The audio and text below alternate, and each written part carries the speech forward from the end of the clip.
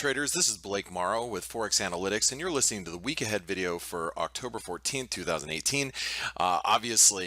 Before I even start this video, I want to tell you guys I am going to focus on the equity markets. That's obvious. The question is how the currency market is going to respond to the equity market volatility, and so I am going to discuss that. But before I do, if you have not tried ForexAnalytix, try it. It's $1 for 10 days. Just click the button right here where it says sign up today, and once you click that, you can select your plan and get started. And also download the mobile app from the Apple Store or the Google Play Store, and make sure you have all of our analysis, our chat rooms, our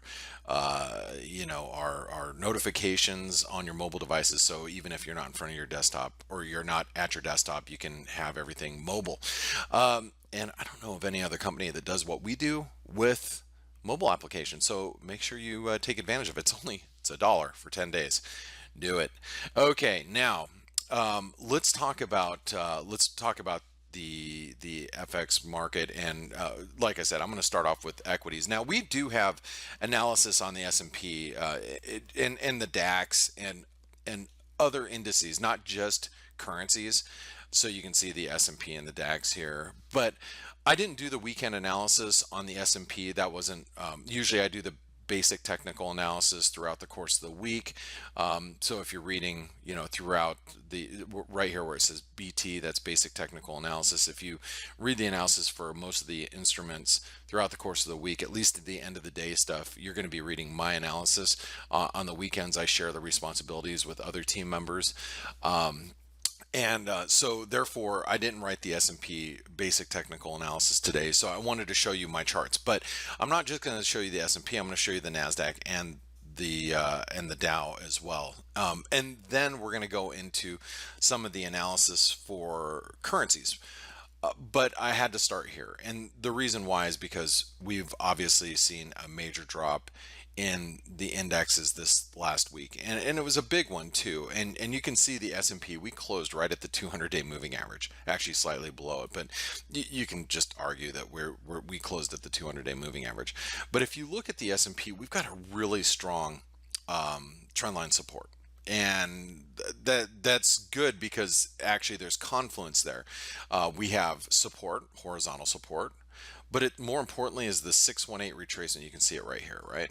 Okay, it's the 618 retracement of those were the lows back in February, okay, to the highs, and we basically have that 618 trendline support, horizontal support, all coming in at the same spot. Roughly 2685 in the S&P. We're at 2765 currently right now. So that means that is really key support for longs moving forward. Okay, that's pretty self-explanatory as far as the S&P goes. We are grossly oversold relative strength wise as far as the daily charts go. So if you looked at like the daily sentiment index, which is something that as a company we subscribe to, and we give those numbers to our ForexAnalytix clients if there's something that really sticks out. Like on Thursday, the DSI came in at the end of the day at 10, which is a very over pessimistic view of the market. So we expected more of a bounce on Friday, which we did get. I mean, the stock market actually bounced and recovered, and pulled back up on Friday after having such an extreme bearish sentiment reading. And so it wasn't really a surprise that we did bounce, but we are consolidating, and I actually expect the stock market to probably bounce a little bit further.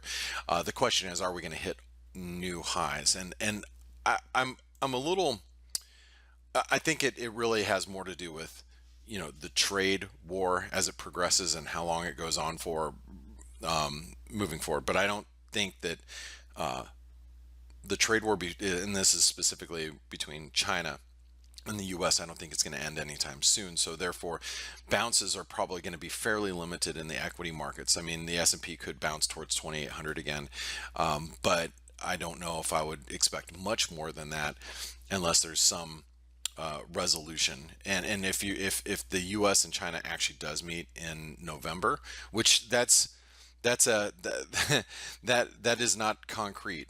So even if they meet in November, I don't think that they're going to patch things up immediately. It's going to be an ongoing thing. So I think that the S&P coming out of this ascending wedge probably has a bounce in it, but it might be fairly limited. And if you look at, just from a intraday perspective, we are wedging.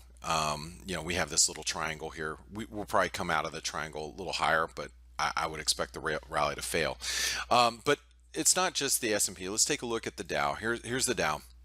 Dow had now the problem with the Dow is we did close above the 200-day moving average. That's good for the bulls, but the problem with the Dow is that, the false breakout. A lot of these indexes, like the S&P, like the Dow, we showed just a failed breakout, and we had divergent relative strength, all sorts of stuff. So the Dow, probably has some pretty key support coming in around the 50% retracement, which is about 25,000, maybe a little less than that, 2480, and then there's a trend line support around 24,650. So that's probably going to be pretty key. And the Nasdaq's very important as well, because the Nasdaq did close above its 200-day moving average. We had this massive trend line that we did find support at. You could call it channel support as well. That was a 261% extension of this last move. You can see the double top, ascending wedge. If you look back a couple of weeks ago, we identified that the markets were going to turn over, which they did. And but we did also find support, which is key, because this is like the S&P. We have horizontal support, trendline support, also a 50% retracement from the lows in February to the most recent highs. So it's a 50% retracement. So I'm highlighting to you guys and gals that this is all very, very critical support down here. You can see it with the S&P, or excuse me, with the Nasdaq, with the S&P. Through here is going to be really, really key support, and the Dow probably somewhere around here. Okay, why does this matter? Because I think that the currency market, if you talk about currencies, and you talk about you go to the U.S. dollar, Japanese yen, for example, the yen has pretty good. Here, let's go over to the daily chart. Okay, we have a nice daily trend line that comes in around 111, and you could actually skew that if you take the from the lows around the 105.50 area and go through these lows here. Support's going to come in around 111, 60, and you can see there's a 618 retracement here. All very important support levels that are going to hold in the dollar yen as long as stocks don't break down.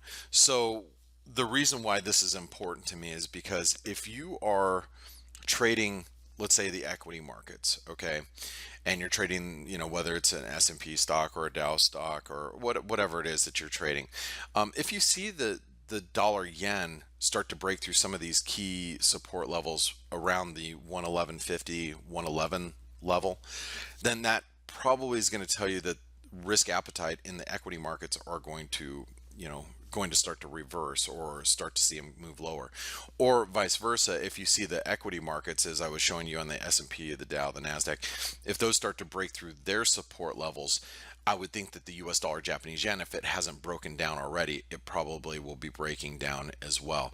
So that's why I watch the equity markets, because I am really keen on what happens with these yen pairs. The dollar yen really failed at some pretty key resistance, and oops, that's an hourly. Let's go back the other direction. It failed at some key resistance a couple of weeks back, and we were talking about how we could fail up here around the 114 level. It squeezed everybody out, and then it reversed. So it got all the shorts out, which, by the way, if I look back 3 weeks ago, I got squeezed out of my shorts personally.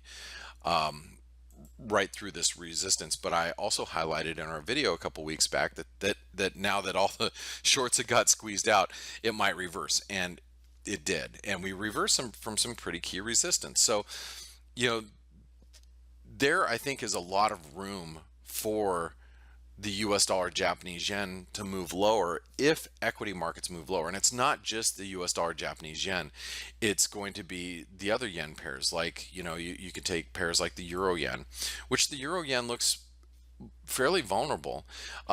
If the euro yen starts breaking through like the 128 level, you're going to see not only yen strength, but you might actually see dollar strength. Excuse me, dollar strength as well. And the dollar has been a mixed bag. And I've been telling those of you that listen daily on our face webinars that are free, by the way, if you don't listen in, I've been explaining to you guys and gals that I really am a little sidelined with the dollar. I'm not really too sure what to do with the dollar index. It's been extremely choppy. There's lack of direction here. And a lot of people have wondered, well, why haven't we seen more dollar strength as the market sold off and reversed? And I think the reason why that is because no one's really convinced that the equity markets are heading lower at this point. I just showed you the S&P, I just showed you the Dow and the Nasdaq. They all are very much in strong uptrends, and until some of those key support levels are broken, I don't think you're going to get much of a response in the dollar. For those of you that believe that the dollar is the currency of last resort, or if there's risk aversion, it's going to be the go-to currency for a safe haven. And I do actually believe that the dollar will retain that role if the equity markets do come under pressure. But the equity markets have to convince the majority of the participants that they are actually in a topping pattern. And right now, as I showed you and let's just go back to the S&P really quick. Look, until we start breaking, below, let's just call it 2685, the equity markets are still in a really strong uptrend. We are still making higher highs, higher lows. You can see higher. I don't want to. Let me put it back on the cursor here. We're making higher highs, right, and higher lows.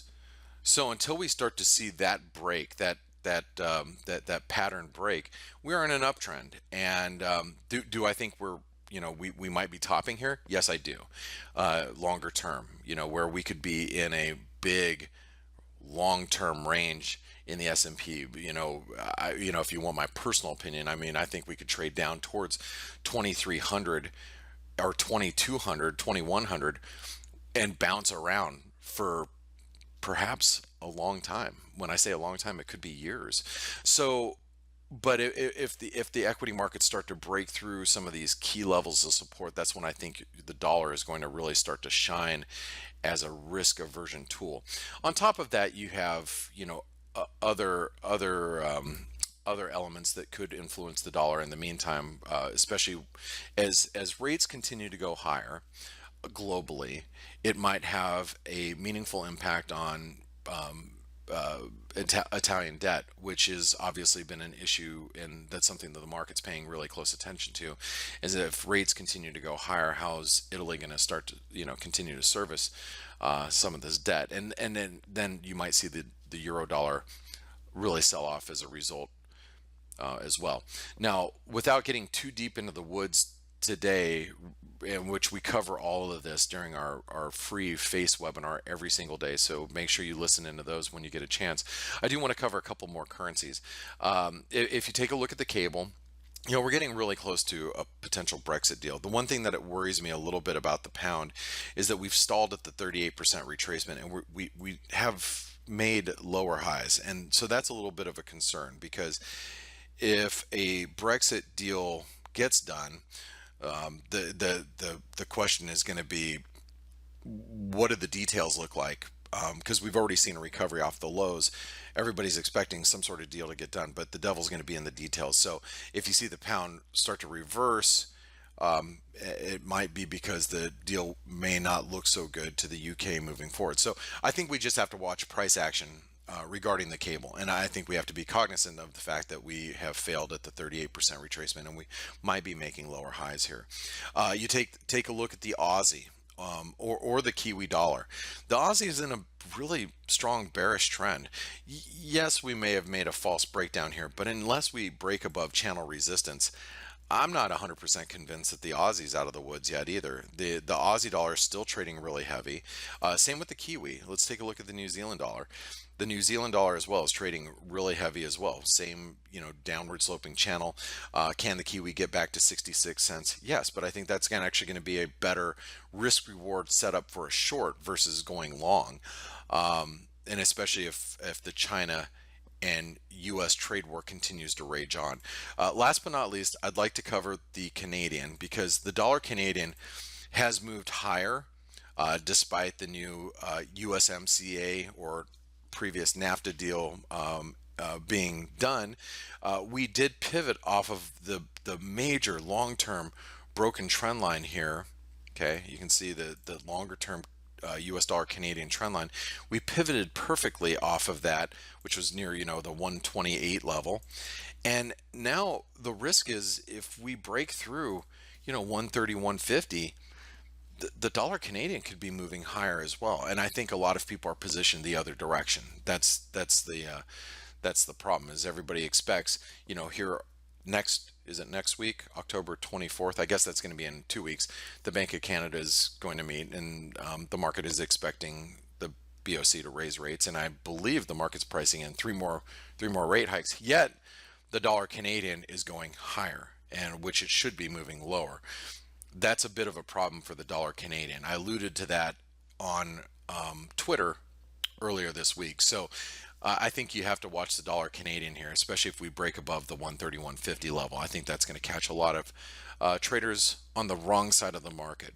Anyway, guys and gals, we put out these videos once a week for you, the week ahead videos. I did not do it last week. Greg Horvat filled in and did the video, so I hope you really enjoyed it. He does it from time to time, and we really appreciate him doing those. It allowed me to take a personal trip with my wife last weekend, which was a nice getaway. But if you like these videos, make sure you click the thumbs up button. And also make sure that you subscribe to this channel if you're on YouTube, because we do have great interviews throughout the course of the week. Dale Pinkert hosts the Face interviews, and we post them. It's a lot of different traders and experts in the community. Some people you see on CNBC and Bloomberg, and others that are just traders navigating through the markets like yourself, and that have some tips and tidbits for you. So make sure you listen to those, and if you can't hear them live, if you subscribe to the YouTube channel, you can at least watch them at your convenience. And guys and gals, if you click the thumbs up button, it also makes me feel a little bit better, and everybody else too. It makes us want to continue to make these wonderful videos for you guys. And once again, my name is Blake Morrow. I'm with ForexAnalytix. I hope you enjoyed today's week ahead video, and good luck trading next week. Thanks for listening in.